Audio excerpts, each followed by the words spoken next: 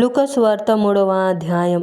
తిబెరీ కైసరు ఏలుబడిలో 18వ సంవత్సరమందు యోదయకు పొంతి పిలాతు అధిపతిగాను, గలిలయకు హెరోదు చతుర్థాధిపతిగాను, ఇతురయ త్రకోనితి దేశములకు అతని తమ్ముడైన పిలుపు చతుర్థాధిపతిగాను, అబినేలే దేశమునకు లూసానియా అధిపతిగాను, అన్నయు కయపాయు ప్రధాన యాజకులుగాను ఉన్న కాలమున అరణ్యములోనున్న జకర్య కుమారుడైన యోహాను నొద్దకు దేవుని వాక్యము వచ్చెను. అంతటా అతడు వచ్చి పాపక్షమాపణ నిమిత్తము మారు మనసు విషయమైన బాప్తిస్మము పొందవలెనని యొర్దాను నదీ ప్రదేశమందంతటా ప్రకటించుచుండెను.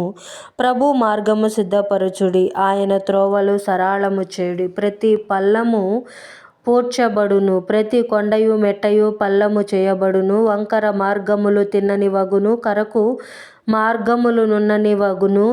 సకల శరీరులు దేవుని రక్షణ చూతురు అని అరణ్యములో కేక వేయుచున్న యొక్కని శబ్దము అని ప్రవక్త అయిన యెషయా వాక్యముల గ్రంథమందు వ్రాయబడినట్టు ఇది జరిగెను. అతడు తన చేత బాప్తిస్మము పొందవచ్చిన జనసమూహములను చూచి, సర్పసంతానమా, రాబోవు ఉగ్రతను తప్పించుకొనుటకు మీకు బుద్ధి చెప్పిన వాడెవడు? మారు మనస్సునకు తగిన ఫలము ఫలించుడి. అబ్రహాము మాకు తండ్రి అని మీలో మీరనుకొన మొదలు పెట్టుకొనవద్దు. దేవుడు ఈ రాళ్ల వలన అబ్రహామునకు పిల్లలను పుట్టింపగలడని మీతో చెప్పుచున్నాను. ఇప్పుడే గొడ్డలి చెట్ల వేరున ఉంచబడి ఉన్నది గనుక మంచి ఫలములు ఫలించని ప్రతి చెట్టును నరకబడి అగ్నిలో వేయబడునని చెప్పెను.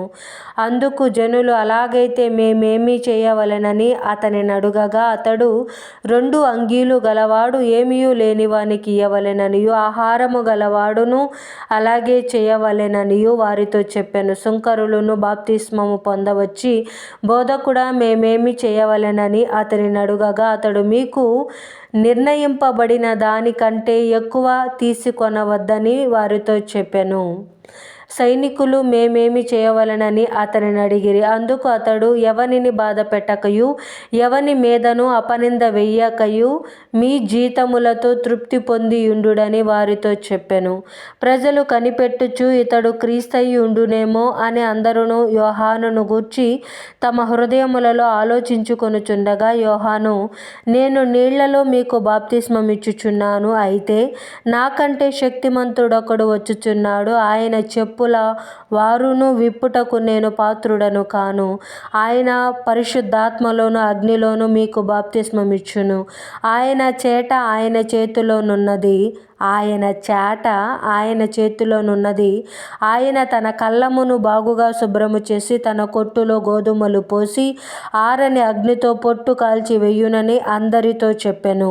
ఇదియు గాక అతడింకను చాలా సంగతులు చెప్పి ప్రజలను హెచ్చరించుచు వారికి సువార్త ప్రకటించుచుండెను. అయితే చతుర్థాధిపతి అయిన హేరోదు చేసిన సకల దుష్కార్యముల నిమిత్తమును, అతని సహోదరుని భార్య అయిన హేరోదియ నిమిత్తమును యోహాను అతనిని గద్దించినందుకు, అది వరకు తాను చేసినవన్నీయు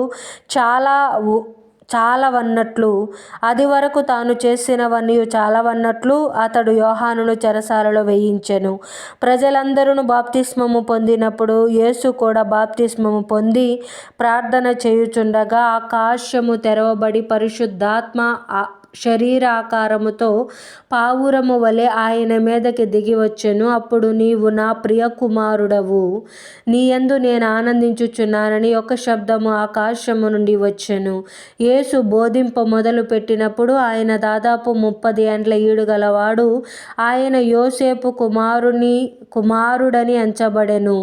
యోసేపు హేలికి, హేలి మత్తతుకు, మత్తతు లేవికి, లేవి మెల్కీకి, మెల్కీ యన్నాకు, యన్నా యోసేపుకు, యోసేపు మత్తితీయకు, మత్తితీయ ఆమోసుకు, ఆమోసు నాహోమునకు, నాహోము ఎస్లీకి, ఎస్లీ నగ్గాయికి, నగ్గాయి మయాతుకు, మయాతు మత్తితీయకు, మత్తితీయ సిమియాకు, సిమియా యోషేకుకు, యోషేకు, యోదాకు, యోదా, యోహన్నాకు, యోహన్నా రేసాకు, రేసా జెరుబ్బాబేలుకు, జెరుబ్బాబేలు షయల్తీయేలుకు, షయల్తీయేలు నెరికి, నెరి మెల్కీకి, మెల్కీ అద్దీకి, అద్దీ కోసాముకు, కోసాము ఎల్మాదాముకు, ఎల్మాదాము ఏరుకు, ఏరు యెహోషువకు, యెహోషువ ఎలియాజరుకు, ఎలియాజరు యోరీముకు, యోరీము మత్తతుకు, మత్తతు లేవికి, లేవి షిమ్యోనునకు, షిమ్యోను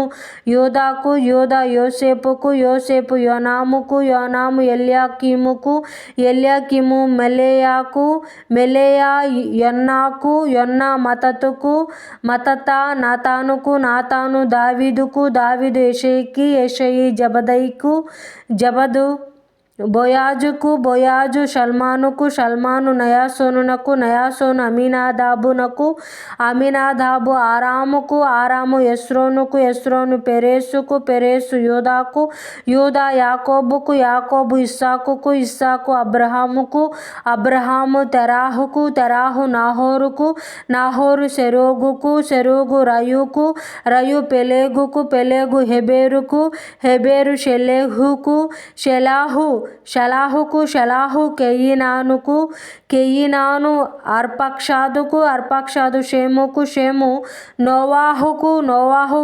లెమెకుకు, లెమెకు మెతుషెలకు, మెతుషెల హనోకుకు, హనోకు యెరెదుకు, యెరెదు మహలలేలుకు, మహలలేలు కెయినానుకు, కెయినాను ఎనోషుకు, ఎనోషు షేతుకు, షేతు ఆదాముకు, ఆదాము దేవునికి కుమారుడు.